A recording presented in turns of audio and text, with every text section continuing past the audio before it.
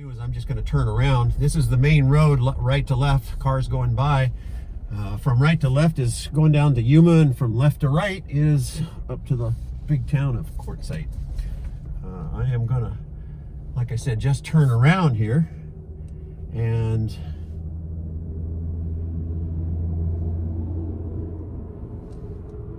enter the gate. And oh, there's a nice sign. All right, there's the La Posa South long-term visitor sign. This is the Welcome Center, which is just off the main drag, the main road that goes from Quartzsite down to Yuma. And there's the Welcome Center.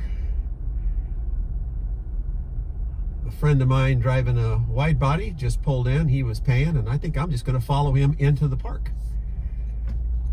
He's coming in for just one night with some friends.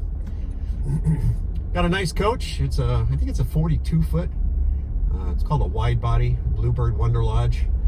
And this is the main drag going in. It's paved for, oh, maybe a mile. And then it turns to dirt. The road is in fairly rough condition for a paved road, but it's better than dirt, let's put it that way. People park on either side of the main drag here. They're quite close to the road if you don't mind the noise. You get lots of action. You sit out in front of your coach or trailer or fifth wheel or whatever and watch the world go by. It does quiet down, way quiet down at night. And I guess they don't worry about the traffic then, obviously. You can see the big mountains out in the distance. You got nice views all the way around if you can see beyond your immediate vicinity with the coaches and rigs around you. All kinds of groups here. Next exit's over off the right hand side of here, and I'm going to get over there and see them. Our gang's at the end of the road, the paved surface anyway, and we park in a circle. The circle this year is quite a bit smaller. Coming up here, there's a small, like they call them the caddies, or the little plastic dump vehicles. And you can dump those at the little station coming up here by the just beyond the outhouse. Speed limit's about 15 miles an hour. Some people obey it, and some people don't even come close.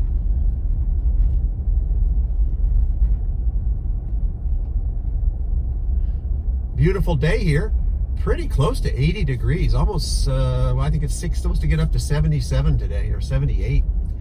The night was cool, somewhere in the low 40s, but quite comfortable. Coach didn't even get cold without any heat on at all last night. This was my first night here, and the group has already arrived. You can kind of get an idea of the different vehicles, and there's everything from, there's a bus over there to the right, and converted bus. Everything from that to brand new, usually the Integras and the Anthem group comes in. I don't know if they're here this year. Haven't seen any signs. But $1 million coaches plus, all the way down to homemade boxes on the back of pickup trucks. So you never know what you're going to get here.